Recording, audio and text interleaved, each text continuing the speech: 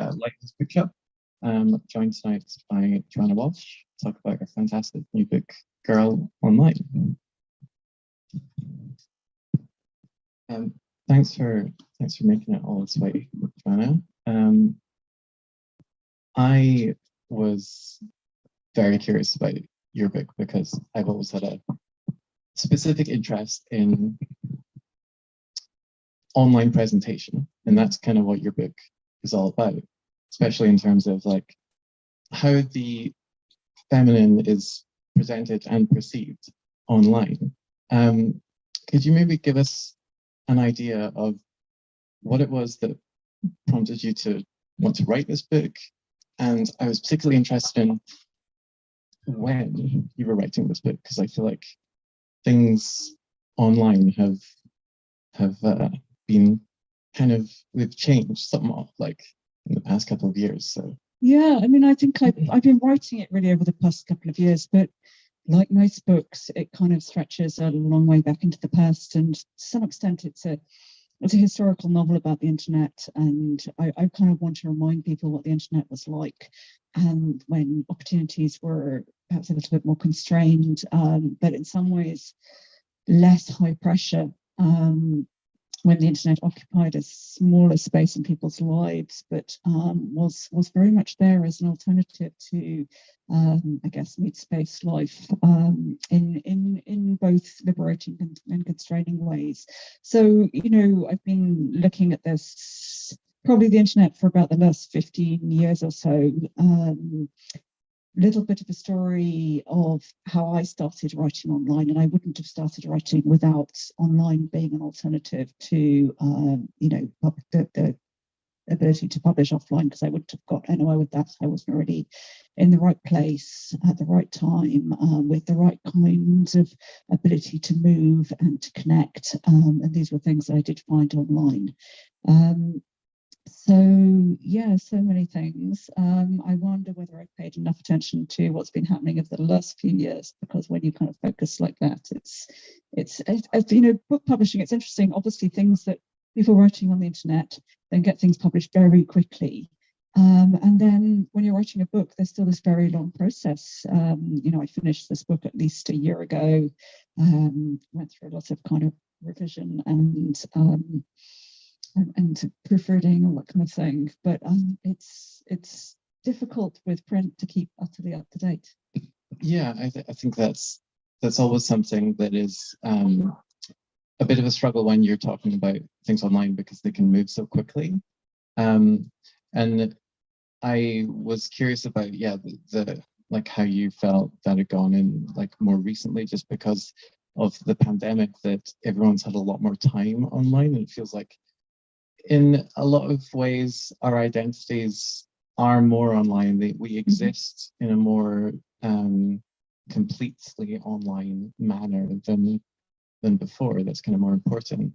Yeah, in some ways it means that offline identity has become more contiguous with online, which is in some ways a shame, because you're expected to kind of give a lot of verification, for instance, of who you are, which didn't used to be the case. If you were online, you could, you know, online no one knows you're a dog. When I went online, certainly I was anonymous for the first few years. I was exploring kind of various persona, which, okay, they were the personas which were most available to me offline, in kind of in continuation of kind of my offline status, but they were sufficiently different for that to be something quite experimental and replete with possibilities. And certainly I was, you know, I was seeking an alternative, or seeking alternative ways to experiment with being. And in some ways, the act of appearance itself was very much an act of difference, because I was, at the time offline, I was in a very sort of a place where I was asked not to appear. I had young children. I was in a marriage that wasn't very happy. It seemed impossible to talk about it, or to kind of, you know, to work out what was going wrong, and to define it, and to make it right. So instead, this ability to play online with different personas was something that was itself, the act of appearing was in defiance of this requirement that I didn't appear, that I kept in the background, and that I was very much a maintenance or support act. So this book is quite a kind of varied collection of styles. You were talking about how you're as in the process of putting together all these different typesets that your typesetter was unhappy with you? Well, he was critical, let's just say, because things like I want there to be a lot of paragraph of line breaks here, and I want there to be some italics here, and he was asking me to explain my rationale behind them, and I could, but it's not quite that strict. It was, I like to use a range of voices because a lot of my work is autofictional or auto-theoretical. I like exploring ideas of self. Partly because, as I've just said, I'm interested in the self as it can be explored, as it can be diversified. I do find that very set ideas of self tend towards conservative ways of life, tend towards ways of life that are not very open to change or to experimentation. And so I tend to write selves which have a range of voices, a range of styles of speaking, a range of ways of relating to the other people in their world, or the other people in their cultures. So I like to kind of mix it up when I'm writing. Yeah, that's really interesting. You're talking about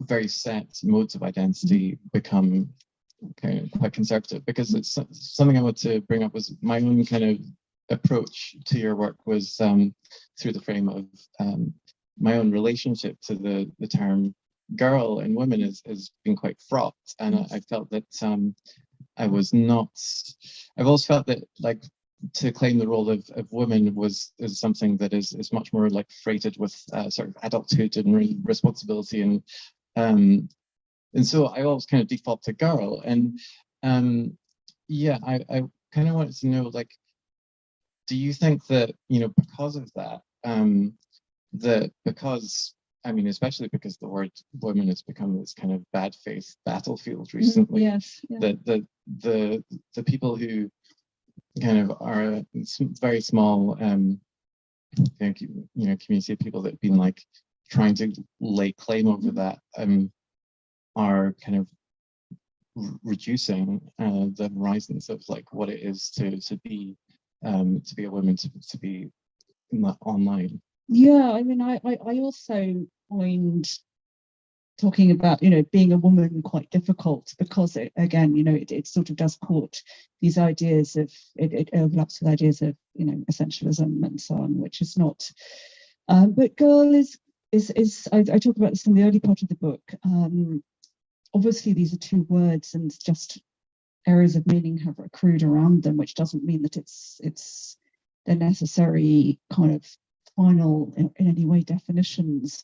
But yes, certainly when I was talking about this kind of idea of trying on personas, at that point in my life, the idea of being a woman was fraught with kind of responsibilities within a kind of more conservative way of life. It was very relational. It was relational, but this is not the case for everyone who uses or wishes to inhabit that word at all. But for me, the idea of girl described something completely different. It was an area that seemed to indicate potential, partly because it's associated with youth. And I certainly wasn't then, and even less now, in that zone. And, actually, I'm very interested in the tension. I'm interested in what happens when you claim an identity which has a kind of a different set of definitions attached to it. So it's, I find that a fruitful process rather than and I think that this sort of crossing between identities is an entirely fruitful thing to do. I feel like the persona of girl really existed as I understood it and as it's assumed to exist online, really as a literary device or a cultural device. So when I looked to the idea of being a girl, I wasn't necessarily looking to the idea of, like being someone under the age of whatever, 20, 25, however it's most people think of it. But I was looking to ideas of a certain attitude which came from cultural productions, for instance, rom-coms, screwball comedies, chick lit.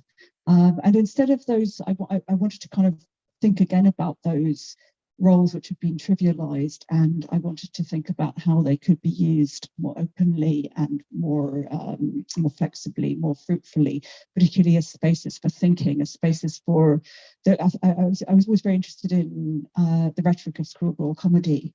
There are certain kinds of ways that those lines are written, from the kind of classic 30s movies to things like Sex and the City, and there's a sort of way of there's a kind of way of thought, a way of proceeding through thought, which often flips the meaning of something, or contrasts the trivial with the serious, in order to allow thinking to be done outside the box.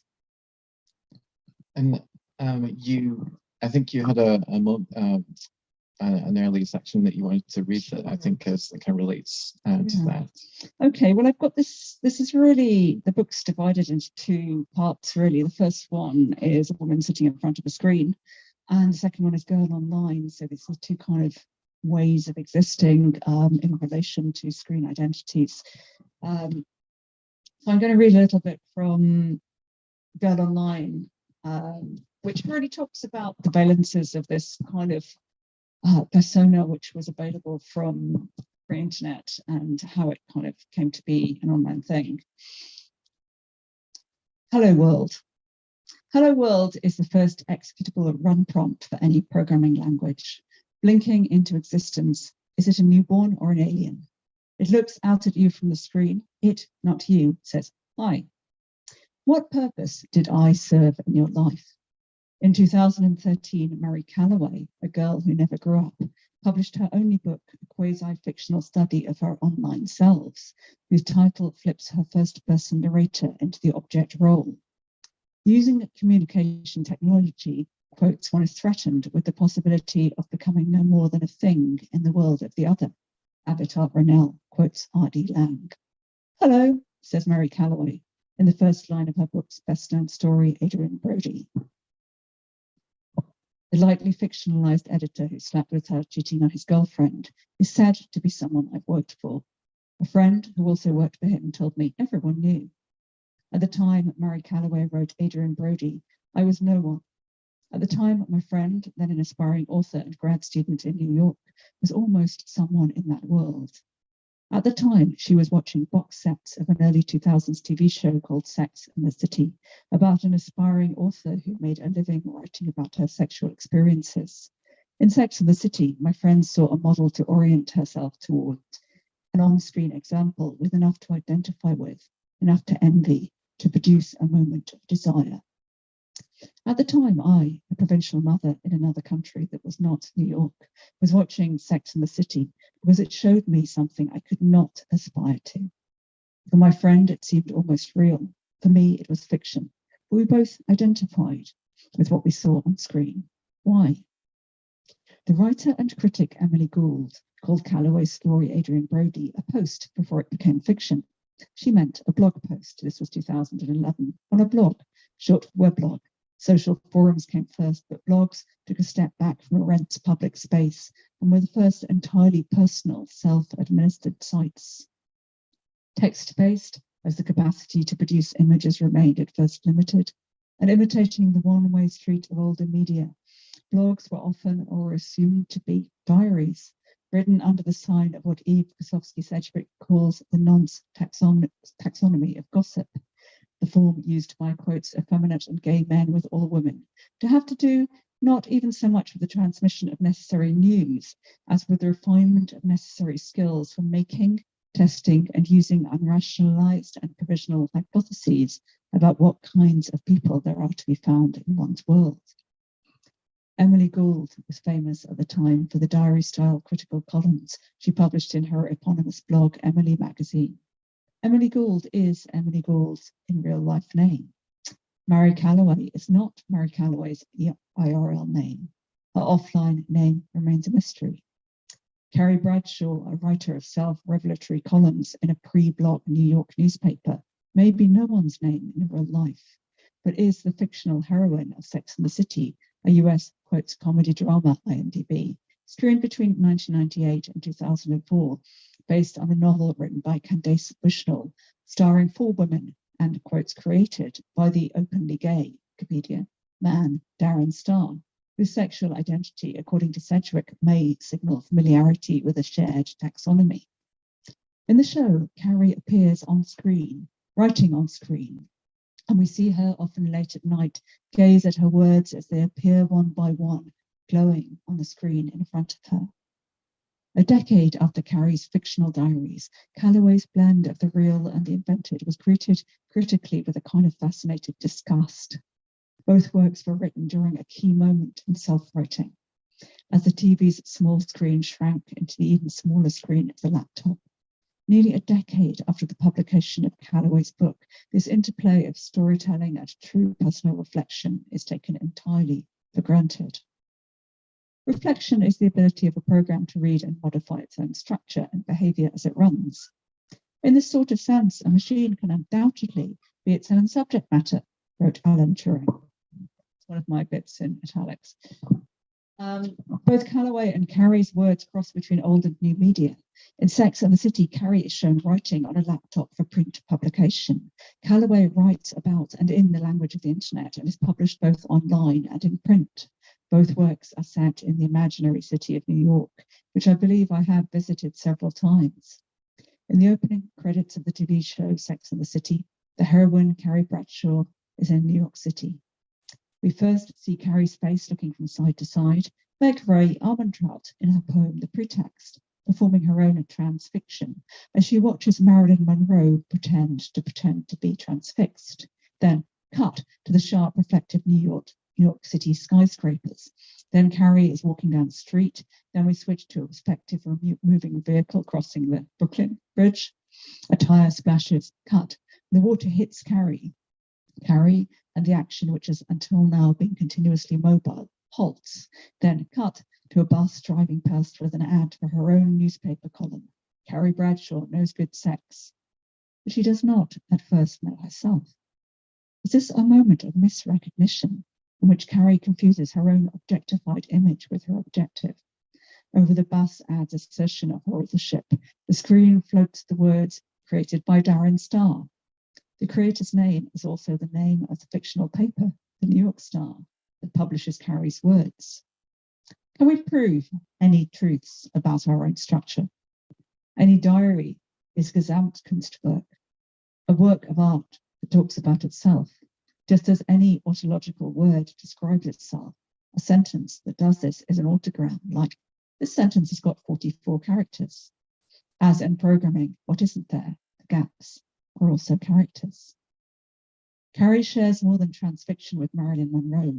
She appears via the girl tropes of rom-com heroines, beauties threatened by their own exorbitance. Sometimes mental, Sedgwick on Monroe. People can't resist the incandescence of her being so unstable. Sometimes physical, like Jello on springs. Jack Lemmon marvels at Monroe's ass bouncing above her high heels in Some Like It Hot. As does Calloway. At the beginning of Adrian Brody, Marie trips in heels at the moment she meets her internet crush, Adrian, who she's only previously met on digital platforms, pointing up her unsteady subject position, a rom-com staple. In an unscreened take for the Sex and the City credits, Carrie is destabilized not by her image, but her shoes. There were 2 wardrobes. One was the tutu. Then we did one pass where Sarah Jessica was wearing a blue dress and didn't get splashed. Instead, she trips when she sees the ad. Darren Star. In the alternate version, Carrie is not sullied by her image as a professional dirt disher, but saved by it. In the smart blue dress, not the kooky pink tutu, she looks less vulnerable. She trips and then, noticing her photo, recovers and walks away smiling at her success, at the irony of her situation in which she's creator, star, and audience. Carrie runs. Carrie pauses. Does she halt? Reflection in computing is a halting problem. It is about knowing when to stop in order to go on. While true continue does not halt, but runs forever in an infinite loop. On the other hand, the program print, hello world, does halt. In a romantic comedy, beginnings are important because the endings are all the same. But each Sex and the City episode ends with a question. Vulture.com states that Carrie asks 92 questions throughout the series. Although there are 94 episodes, it is the question that halts the action. Halting is a matter of autonomy. A Turing-complete machine can perform any possible computation. A universal Turing machine can emulate any machine that speaks its language. It is Turing-complete. But a universal Turing machine that halts cannot decide for sure whether the Turing-complete machine it runs will halt or will run forever.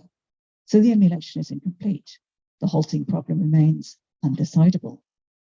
Calloway's questions are what the poet and critic Denise Riley calls catastrophic. Do you think I'm pretty? Do you love me?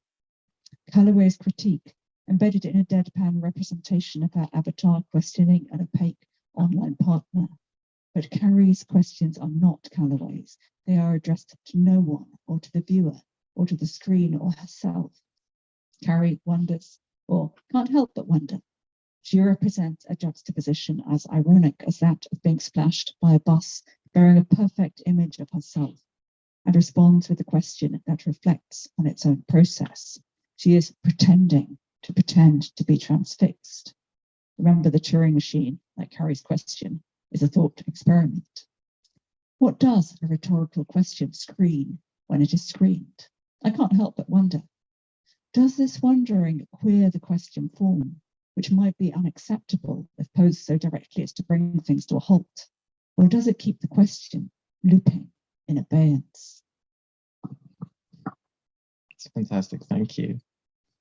There's so much to talk about there. Yeah. I wanted to touch on you mentioned posting as a mode of writing. Yeah. I'm almost thinking about this because I spend way too much time on Twitter.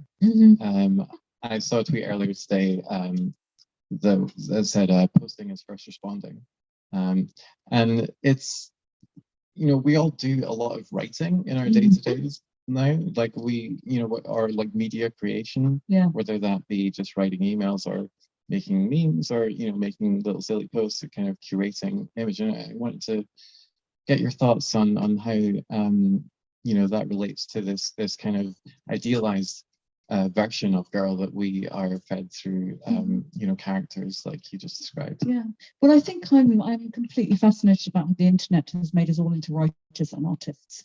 We're in fact I'm writing a second book for Verso, which I'm just thinking about, but I really want to write about how we're all forced to engage with each other by our aesthetic kind of an aesthetic interface, where we either kind of produce images, not necessarily of ourselves, but images which are in some way impactful or beautiful, or we write words which are, which are meant like a kind of piece of intentional creative writing to have an effect on the reader. They might be moving, they might be stirring, they might seem to be truthful, they might be funny. I am a big fan of one of the things that keeps me on Twitter is kind of having an idea for a joke and then putting it down. Definitely, that's when I'm sick of Twitter, when I'm just exhausted, and I just think, yeah, that's really funny. Yeah, I'm often talking to people and then no, wait, I have to post this. You just got to watch me be on my phone for a minute while I post this.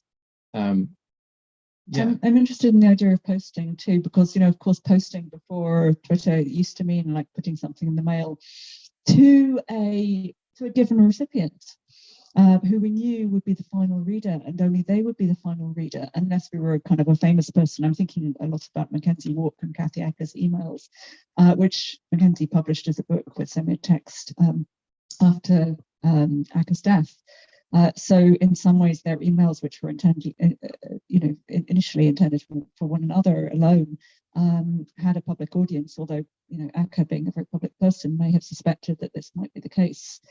You never know. But now we're all like that. We're all kind of quantifiable. We have we have archives. You can go and download my Twitter archive, and we're kind of self-curators. Not only it's become a kind of inheritance, something that we might want to erase or preserve. That's right. I mean, at one point you talk about the more recent phenomenon of dead people. Yes, We still have these profiles once we die, and what to do with those in this strange kind of version of one's entire experience that you can sort of look back on.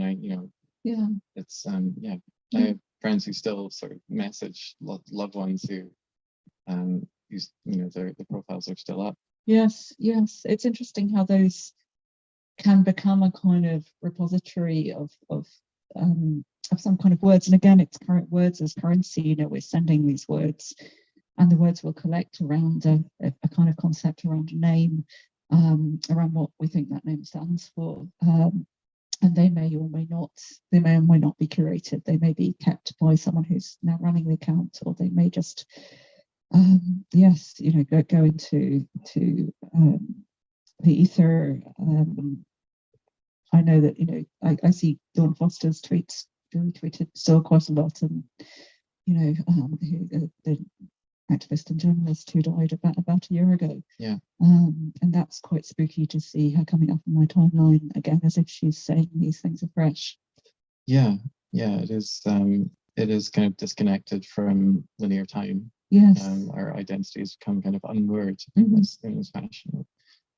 Which it seems like something you're very interested in. I mean, you kind of briefly talks about coding, and your book has a lot of coding in it. And I wanted to get your thoughts on some of the thought experiments that are part of your book. And one of the first ones is the idea of women as logic gates, and the idea of this kind of communal identity arising from the experiences of many women together. This is completely fascinating. I was interested in two experiments here. I was interested in the Chinese nation problem, which is a problem I've been working with AI recently, artificial intelligence. I've been coding some very basic AIs to write, because I'm interested in creativity and autonomy and self and gender. So I've been experimenting with that. But when I was doing that, I came across a lot of thought experiments from Turing onwards, which were about whether something which expresses itself in words can be considered to be intelligent if it says certain things, if it makes certain decisions. So one of the experiments I was interested in is called the Chinese nation, and it's a thought experiment that's been around in late 20th century. Really it was thinking about, okay, if a lot of switches are flipped saying pain exists, can pain be said to have occurred, and if so, who is the pain occurring to? Is it the entire Chinese nation? Given that the thought experiment was if the entire Chinese nation decided whether to flip a switch or not, instead of individual pain, can they be considered to have pain communally? And can that pain then be registered and noticed, recognized, and dealt with? And that's very relevant to things like Me Too. When a lot of people flip the switch at a certain time, when a lot of them say, yes, me too, this has happened to me, then it becomes a real subject which can be dealt with, which can be discussed. But also, I was very interested in a thought experiment called the prisoner's dilemma, which is an experiment in which two people are arrested and are invited separately. They're kept separately and invited severally to either confess or to condemn the other prisoner. And various kind of remissions or forgivenesses are offered them depending on what they do. And of course, there are situations that mean that if they both confess, they both get reduced punishment. if one of them confesses but the other one says no, I didn't, then the person who doesn't confess gets all the punishment. And so, of course, every time you flip the switch online, every time you say me too, or every time you participate in a larger kind of body of feeling or thought, then you'll put yourself at risk. And so you can win hugely, you can kind of win communally, but of course you also expose yourself to all sorts of things like condemnation or scorn, these, or exclusion when you do this. So I'm very interested in what happens when we participate online and what sort of public space online is. I write a bit about Hannah Arendt, who was very concerned with the idea of the polis, and Judith Butler, who then came and said, I'm not quite sure about this Arendt idea of the polis because it excludes so many people who aren't able to participate directly. And then I'm thinking, okay, going on from that, so what sort of political space is the internet, given that people can participate in different ways. They don't have to be part of a real offline community. They can be a community created from a cross-section of other communities who only come together online, but may not be in the same country or the same place at all. Yeah, I find that interesting because Twitter has many different kind of subsets to it, and my own as I mentioned earlier, my own kind of relationship with the word girl. Well, I feel like after I'd recently come out, my sort of role models in that respect for people who were like me were from like trans Twitter, and it was interesting to see this kind of different version of girl appear that fit within this kind of tradition that you're talking about, but was comforting for the particular community. Yeah, no, I like how kind of clusters of meaning can get around certain concepts, and then they can become mobile. It is that flipping the switch thing again. If enough people say, okay, we're going to kind of form around this idea, but we're going to use it in this way, then it can be exceptionally kind of exciting thing. Yeah, I mean, it's interesting you mentioned Me Too, because the idea of like these kind of mass social movements is something that comes up occasionally on on the internet. We have these moments like that, and something that you bring up is that often in moments like that, we have this commodified version of the girl, which is very kind of sellable as this kind of majestic image. And you talk about like some paintings and photographs. Could you like what kind of brought you to talking about that? Well, it's been with me all my life because this figure of the girl has gone alongside me, because I've been told that I'm of a gender that can which directly participate in this image, but also I've always found it very, very difficult to participate in this image. I found that there's for various reasons, for the mere practical reasons of things like age and body and particular circumstances, but also for thought reasons, for reasons that I don't necessarily want to. I don't feel like that's me, and I feel much more comfortable kind of with other models, but so I feel like this kind of concept has run alongside me all my life, and it's very interesting. I've been able to kind of sometimes participate in it and sometimes not, and sometimes I haven't wanted to at all. It's a very kind of two-edged thing. I'm interested particularly. It seems that the one of the facets of the idea of girl is that she's so often presented as open to any meaning, which is the flip side of that kind of positive notion of her being open to flexible meanings, often very, very commodified. Of course that's but then often open to open to being used in so many various ways that I think I was talking about even the difficulties of radical uses. I have two pictures from revolutions in which a modern one and an ancient one, in which revolution is embodied as a kind of young, beautiful female figure. which causes problems for the real life people involved in this. For instance, I think it's who did that painting? I can't remember.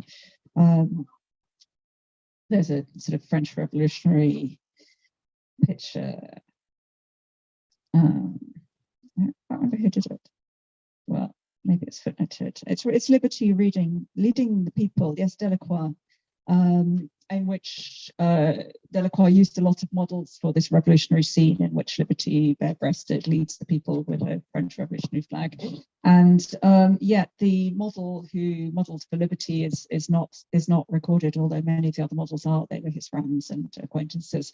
And then underneath there's a picture of a woman standing on a car looking very extraordinary and inspirational in the 2019 Sudanese revolution. But apparently this caused her a great deal of difficulty in real life, a lot of harassment and threats, because she was identified directly with the aims of that movement, whether she wanted or not, whether she was completely on board with all of them, or whether she wanted only to be associated with some of them. And whichever way that movement turned, she was endlessly associated with it. Yeah, it's a kind of revolutionary figureheads ideal seems very, very appealing, very kind of easily an easy sort of easily packaged message. I think kind of neat. But I mean, you talk about how this can cause problems for the models, or the woman who's in that photograph, and I feel like that kind of links into your idea of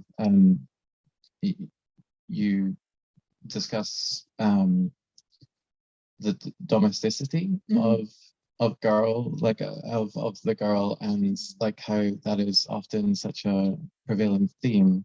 And you document your experiences with the hashtag theory plus housework theory. Could you tell us a little bit about that? Yeah, I was doing a PhD a few years ago, and I found that, occasionally I had lots of things to do, or I got tired of reading things, and I just thought I need to I still want to absorb more information because I'm on a time limit here. But I can't read anymore. I don't have time. So I was doing other things, a lot of domestic stuff. And I was listening to podcasts, to lectures. Sometimes I got the accessibility voice on my laptop to read me out papers or books. And I realized that, often I was kind of doing something like ironing or cooking or like cleaning the kitchen.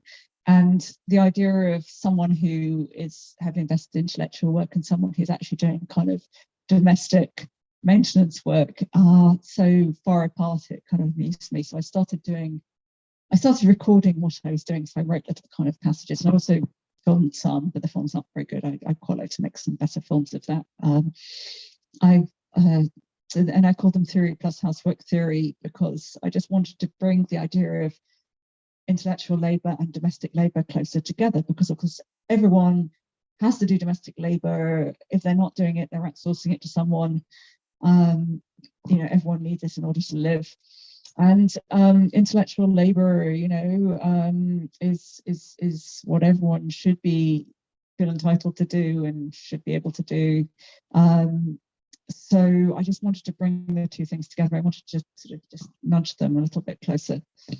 Yeah, you mentioned that it's something that everyone should feel entitled to. I feel like the girl is often excluded from these. I mean, going back to the early days of the internet, things like there was an old like nerd test that was like a kind of, you add up your score of like all the things that you can check that's been going around since like the 80s or something.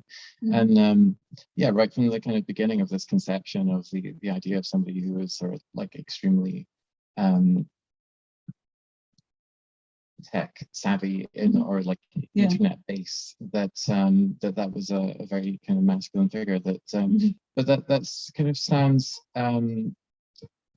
in opposition to what you talk about in terms of historically the actual people like driving these kinds of technologies are women. Yes, often as consumers. I know I call it a user manual because, you know, I only got into actually doing stuff like coding myself recently. And when I started doing stuff online, I was very much a user. I inhabited pre-made spaces, commercial spaces that were there for me to inhabit. And so I was, you know, as you talked about, I was creating and I was not being paid, but I was kind of creating, I was part of that kind of creating the body of these sites like kind of Twitter, Instagram, MySpace, even in the old days, things like that. I was never on Facebook, but the reason these places existed is because a huge amount of people were creating content for them for nothing. And that is a kind of, that's a kind of labor and a kind of liberation. It's all sorts of different things at the same time. I think I first got into coding because of MySpace, actually. Yeah. When I think about it, that was, yeah, I think that was a sort of playground for a lot of people to get involved in that. And like you say, yes, it's, these places are just made and then it's us that create it. Yeah. Well, I'm glad we both got into coding through these commercialized spaces because, you know, there, as you said, there's this kind of division between people who use and people who make, or at least there's an assumed division. And, you know, just as with the girl, there's an assumption that she's a consumer, a passive, thoughtless inhabitor of that persona. Whereas I do think that, you know, these kind of trivialized personas have created radical possibilities, or at least created platforms from which a number of people have imbued them with radical intent. Yeah. I mean, so the figure of Alice from Lewis Carroll like looms large over this book, kind of throughout. And I wanted to get your thoughts on like what was it that drew you to the figure of Alice as somebody who is, you know, is she the girl? Like does that kind of sum up your conception of how like we are kind of pressured to conform online? Well, she's a very interesting figure because she's a kind of thought experiment. I came to her through the thought experiment idea. With Lewis Carroll, a mathematician and logician, decided to use a young girl as a figure for experiments. He dropped her into different sort of paradoxical zones, you know, sort of like a bit like different online platforms, which all have their separate rules, and they all she's required to try and survive in them, to try and get out of them, to try and represent in them. And she's, you know, she just goes on to the next one, and the rules change, and she can never quite learn from the places that she's in, from the situation she's in. So, you know, again, that comes back to the idea of AI, whether AI can learn, whether anyone in fact can learn if you give them enough rules, and you kind of put them through the paces again and again. But of course, Alice again is this sort of young girl full of potential, you know, full of beauty, and I'm interested also in sexualized versions of Alice that I've seen online. I write about, there was a picture I saw that just struck me. It was Paris Hilton some time ago in a Alice in London Halloween costume, which was just like obviously kind of, you know, instead of the Tenniel illustration where she's wearing quite a long dress, it was like really short. And the little kind of smock thing that Alice wears, like a white smock to protect her dress in the Victorian era illustrations, has shrunk to a sort of little apron, which looks exactly like a waitress's apron. And in the photo that I remember, which possibly doesn't exist at all, but I think it does, Paris Hilton is holding a tray of drinks, and she looks like kind of, you know, a server, and yet this kind of personality it represents all sorts of things. It represents a kind of openness, curiosity, a civility, a sexiness, and it's got like it's like a node, so many kind of facets of girl kind of meanings cluster there. Yeah, I did look it up after It doesn't really exist. It is there. It is there. Good, because the last time I saw this was years ago. I've been doubting it recently. I think, did she really dress up as Alice? And it's really kind of sexy Alice Halloween costume. It is, yes. And yeah, like you say, it's kind of, it's that both the kind of childishness, the kind of infantilization, Yeah. but then there's the like domesticity element of it, and also obviously the sexualized fantasy. Yeah. And Paris Hilton herself being someone who is kind of, you know, very much exploiting the kind of girl persona. Yeah, absolutely.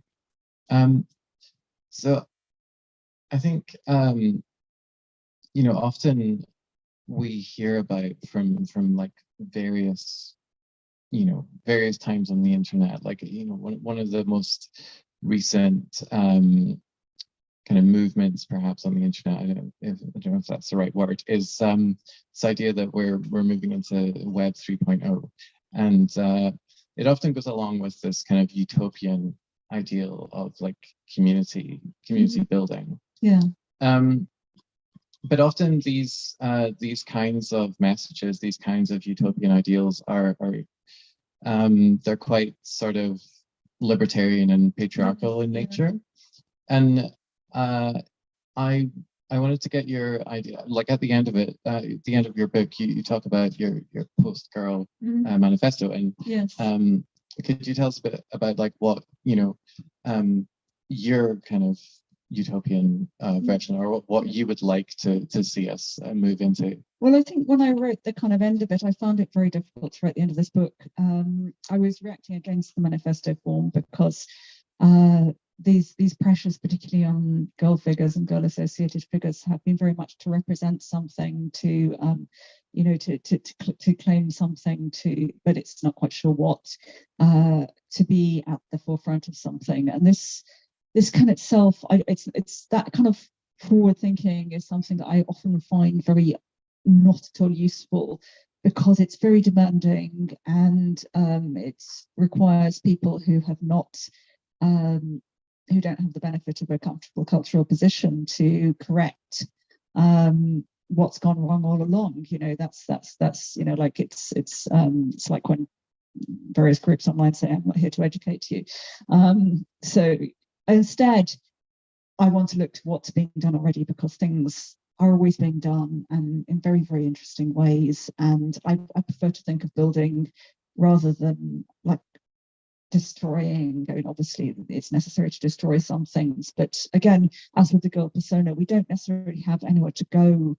It's very difficult to kind of shrug it off entirely even if we wanted to. So you know, I think a lot about this idea of whether the master's tools can destroy the master's house, and which tools they are, and how they're used, and especially when they may be the only tools we have. How can we work with them and work with them differently? How can we? I'm very interested in things like durational practice, durational art, and durational political practice as well. Things like growing, building, small interventions, repetitive, regular, and rather than kind of, it's interesting. I was just walking up the Flesh Market steps when I came in, and there was a climate change poster, and it had some pictures of kind of quite young looking people sort of shouting and waving their fists. And I just thought, is that the only way we can do things? Can we do things differently? You know, shouting, waving your fists is fine. I've done a lot of it, but there are other ways. There are other ways to build things, and there has to be a wider range of ways to build things. So I think I'm really interested in looking at it's in some ways kind of flips backwards. I'm interested in looking at what has been done, especially via these persona that we thought nothing could be done via, that have been told, that we've been told are trivial or oppressive. I mean, one of the problems, you know, one of the things I wanted to react against is kind of, I suppose, my upbringing as a feminist was, we have to escape all this. We'd have to like reject completely these feminized images we've been given.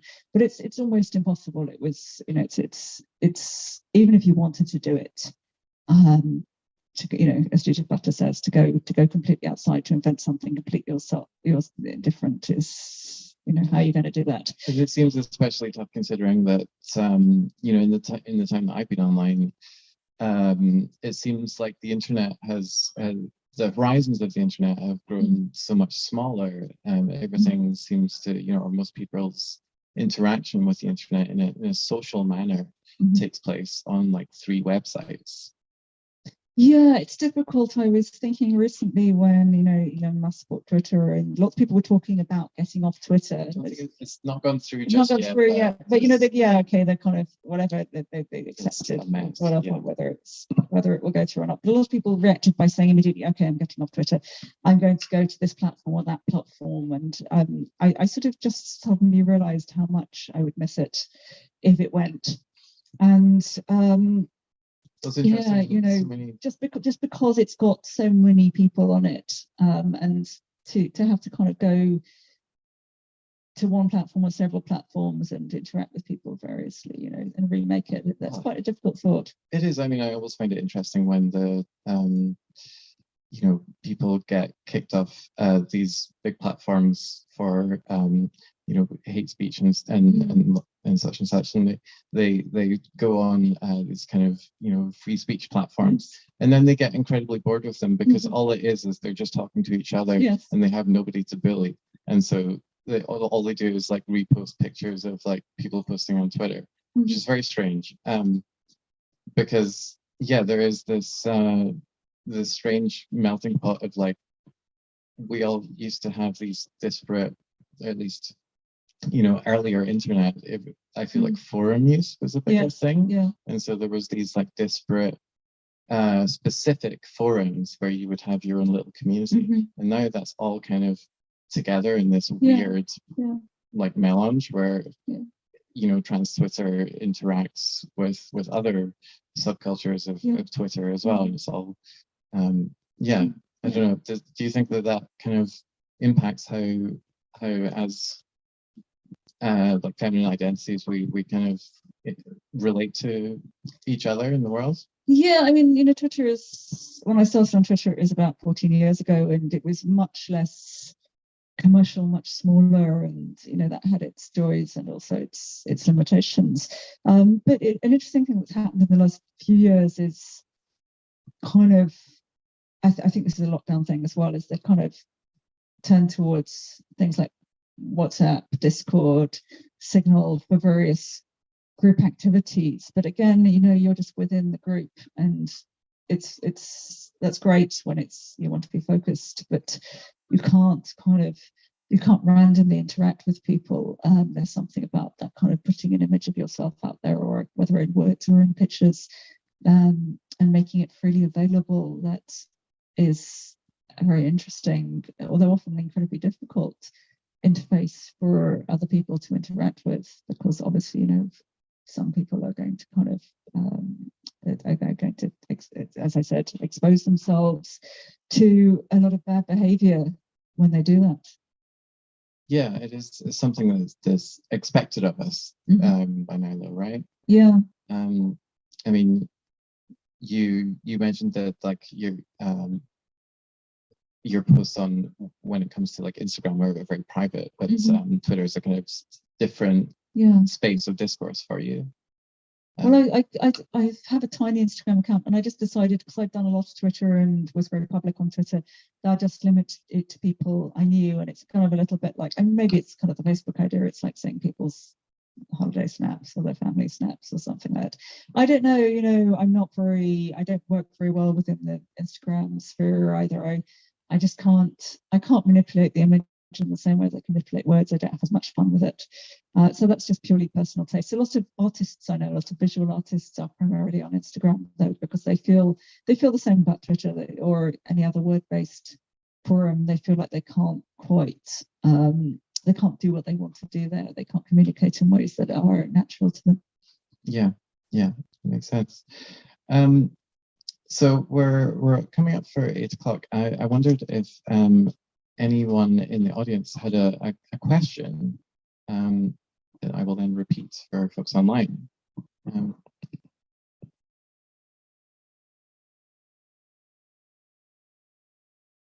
Hi, great. Fantastic. Yeah. Thank you.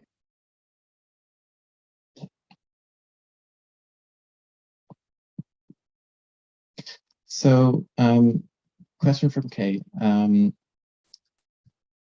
asking if your approach to writing fiction and nonfiction is that vastly different for you? Is there a very different headspace, or?